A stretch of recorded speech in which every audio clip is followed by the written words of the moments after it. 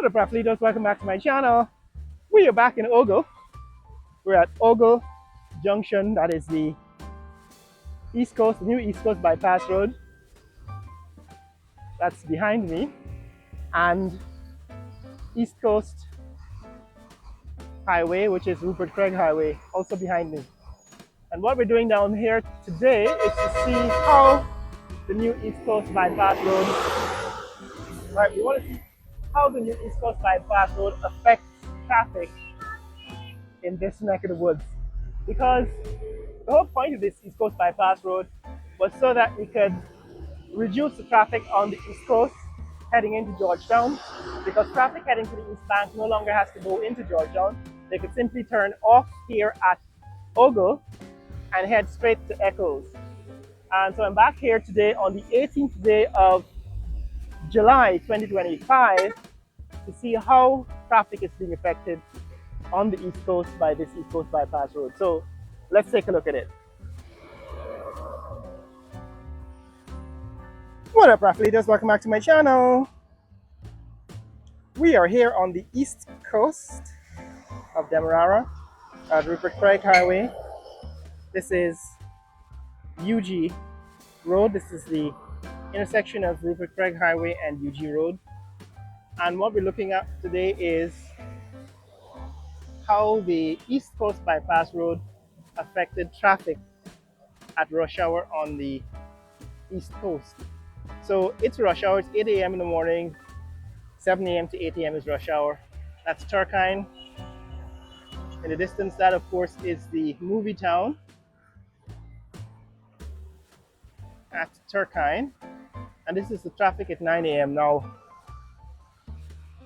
the road that runs parallel to this road is Railway Road. And in the distance, that's the Railway Road intersection with UG Road. And what they did is they closed the Railway Road to traffic heading east. So the traffic heading west here at Turkine is only the remainder of traffic that couldn't use Railway Road. And Railway Road is close to some points, so it's not exactly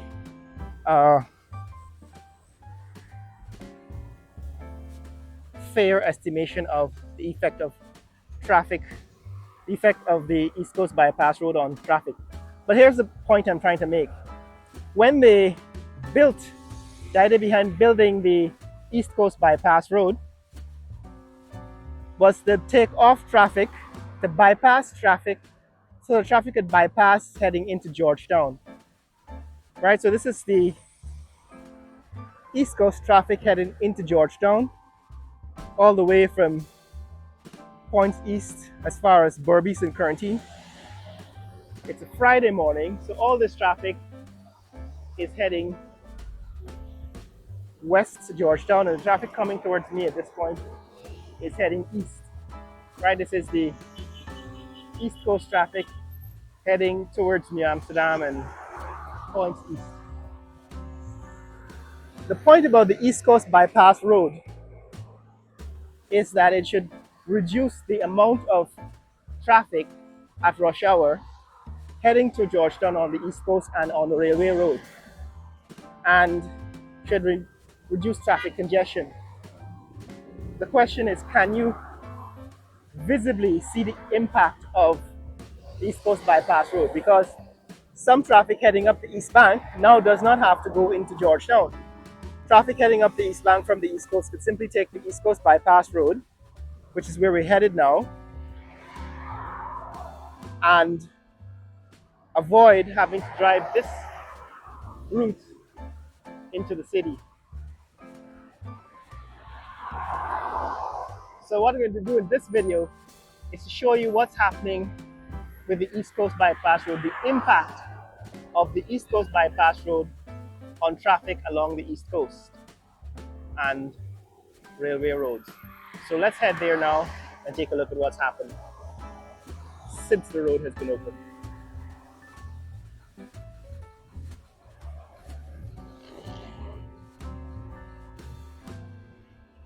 So guys, this is traffic at the junction, the East Coast Highway junction with the new East Coast Bypass Road. And what I'm going to show you is that traffic can now use both lanes or both carriageways, both the north and southbound. So this traffic is heading into Georgetown, right? Heading west on the East Coast Bypass Road. But some of this westbound traffic heading west to Georgetown can now turn onto the Coast East East Coast Bypass Road. So this is the East Coast Bypass Road now, heading towards Ogle Airport and then going past Ogle Airport all the way to Eccles. It's about 12 kilometers, 9 miles the last time I checked, and a lot of traffic turning this way means that there's less traffic on the East Coast Highway. Now it's about 8:30 in the morning, so this is still rush hour, right? Normally you would see a lot of traffic backup along the East Coast Highway, Rupert Craig Highway at this time because of the rush hour, the traffic congestion. So there seems to be a difference. It seems to be a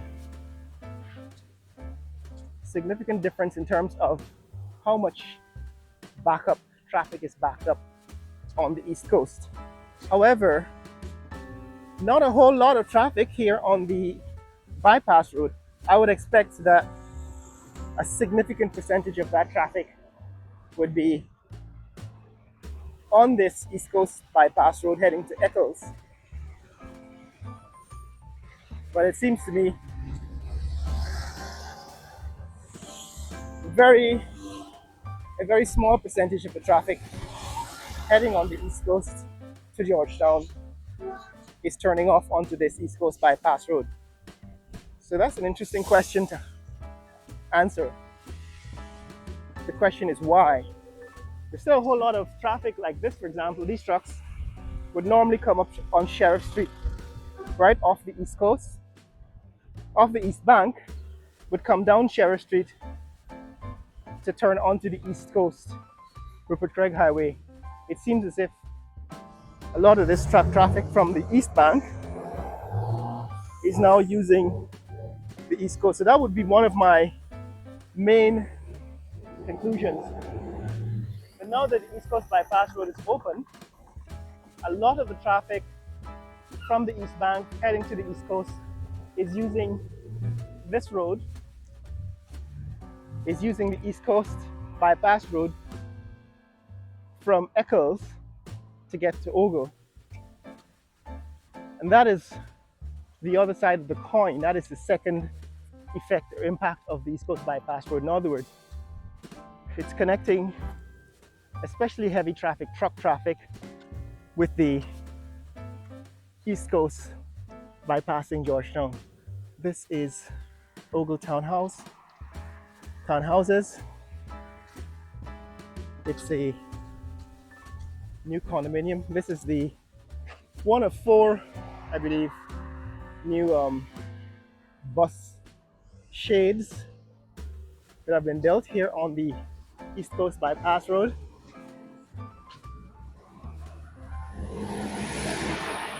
This building is now completed and painted. Last time we were here, they were still working on the outside. Seems as if they're very much close to completion.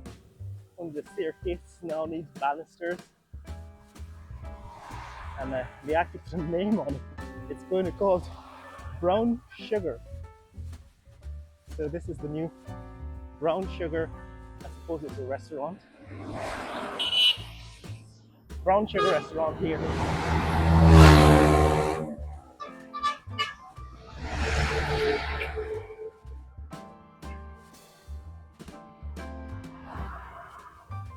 So I think one of the good impacts of this East Coast Bypass Road is that a lot of truck traffic is now being diverted from the Sheriff Street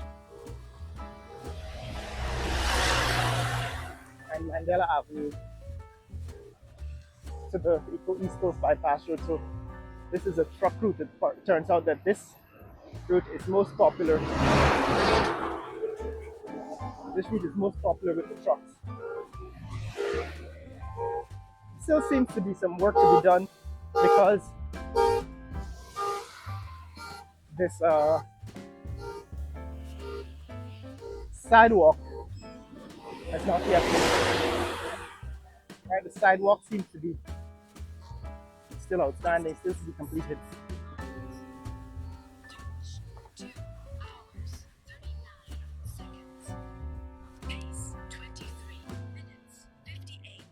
Let me show you what's happening here. So there's a drain cover.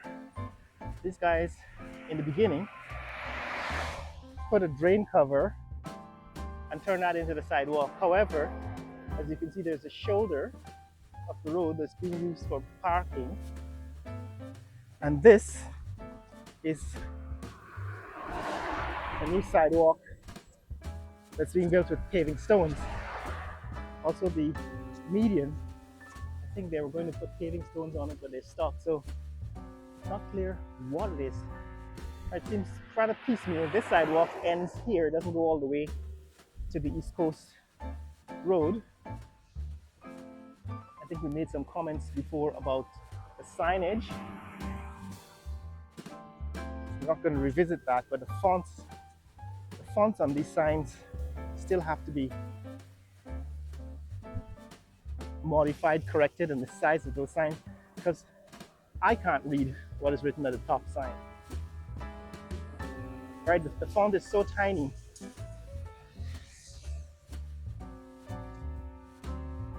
I think it says Eugene F. Correa International Airport, 1 mile. That's what the sign says at the top. But if you are driving in a car, there's really no way for you to read that sign. You're going to miss it. So that has to be corrected. Here is another sign. It's a new sign that they put up since they opened the road. This one says Monrepo 5, and it's assuming all this is kilometers.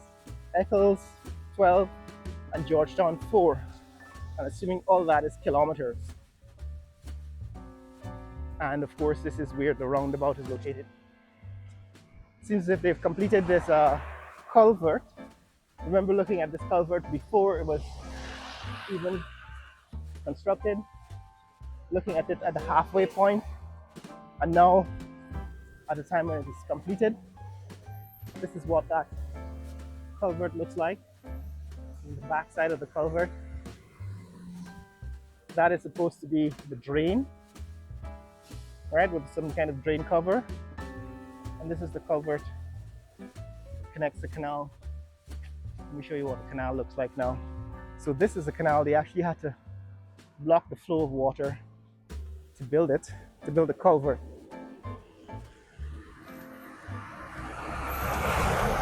But this is what the completed road looks like.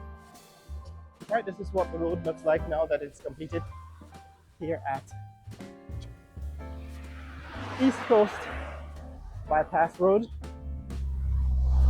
Again, at this point, the drain cover has been turned into a sidewalk. And this traffic circle, you know, the aircraft, another low-flying aircraft overhead there, heading into Ogle Airport. It's rather low-flying, actually. I haven't seen this before. The approach of these aircraft is rather low over this highway, which means it's going to be fairly noisy for the people who live in this neighborhood, living under the flight path. But here is the traffic circle. This is the new traffic circle that they built here at Railway Road and the new East Coast Bypass Road. So how is it being used?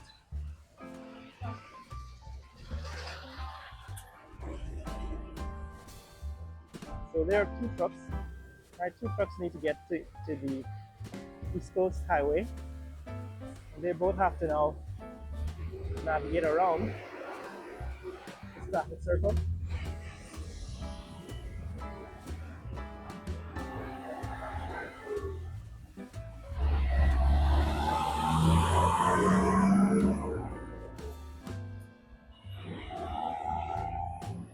As you can imagine, this traffic circle becomes this roundabout becomes a bottleneck.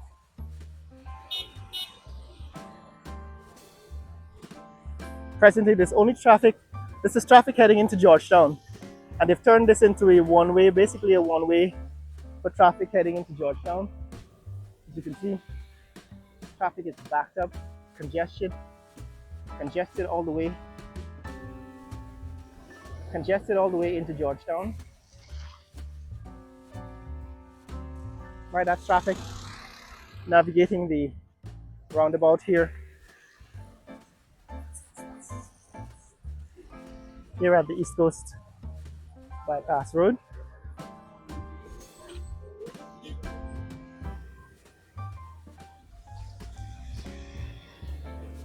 And as I noted earlier, this is a major bottleneck at rush hour. It's not fully utilized because all the four roads are not yet, 8 lanes are not yet navigating that traffic circle. But this is what it looks like, guys. This is the new East Coast Bypass Road. It's the first time we're coming back to it after it's been opened. And this is what it looks like after it's been opened. Some parts of it seem not yet completed. For example, I don't know if this is the final form of this part of the road. It seems to me that this part of the road has to be paved, but it isn't. Again, another canal and this is the new storm drain that they built out of this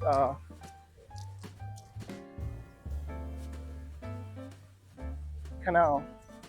What is interesting is on the other side, the back side of that retaining wall, they did not backfill it with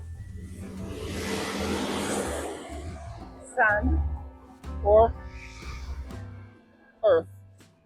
Right, so that seems also rather incomplete, that the retaining wall on the other side of this drain is not yet, has been backfilled.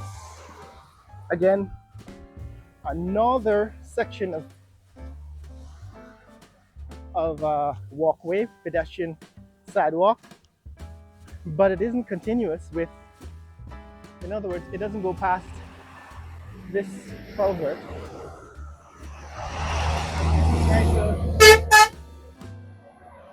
it seems rather piecemeal. New structure, this is actually at least less than a month old, because the last time we were here, this structure was not yet out of the ground. So somebody is putting up a new structure there. Here you can see the new signs. This one says Buxton and Moore and Verbies. And that's a new sign, new circular sign that shows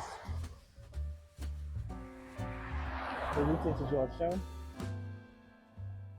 Right, what is it, routes? It says Georgetown, River Craig Highway and Mon Repos, 4, 1, and 5 kilometers. Yes, guys, this is what is happening here at the new East Coast Bypass Road at Ogle. Now, this is sidewalk that is paved with paving stones. It's rather uneven. So the problem, of course, with this is that everywhere you go now, the sidewalk is different. This one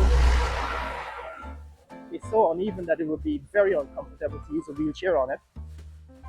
Not only is that a problem, is that the guardrail seems to be positioned in the wrong place. All right, that's another aircraft coming out of Ogle.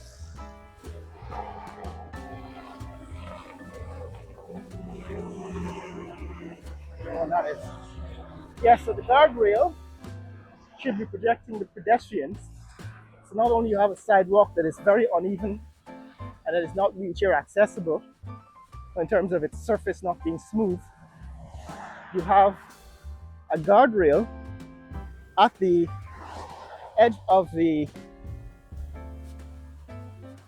canal, storm drain, but no guardrail between pedestrians and the road.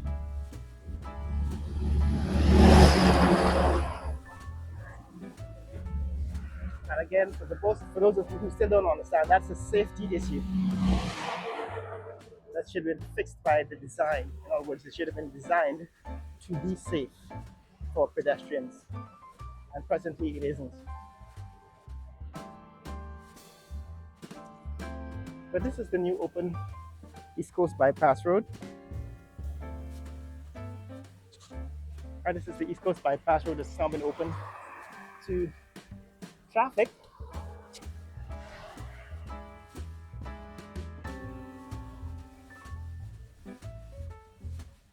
Somebody said there was some new residential housing development being built here. I haven't found it yet. On the other side, that is Pradoville.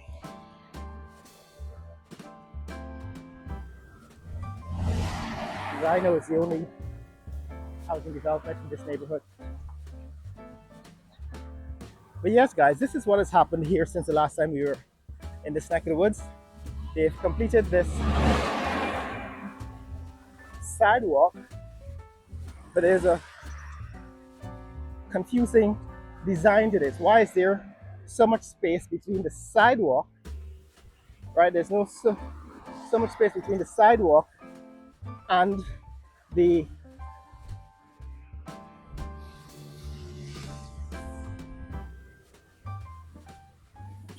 sidewalk and the barrier, or the guardrail between the sidewalk and the guardrail. Why is there so much space?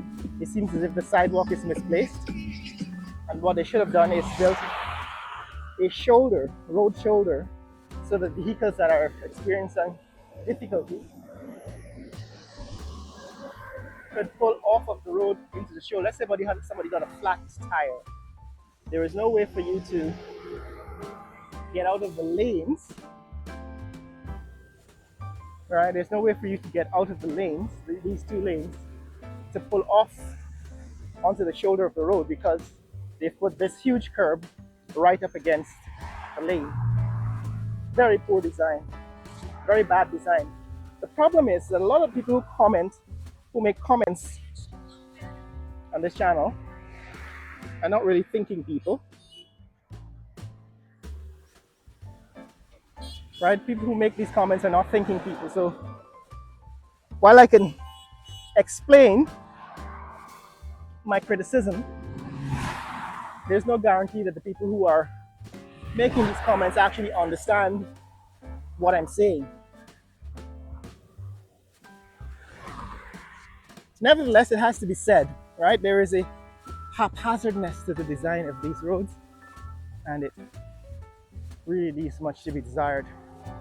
But this is what has happened here at the north end of the East Coast Bypass Road. Way up ahead, you can see that is the Marriott Hotel, and we'll see if we can take a look at the Marriott Hotel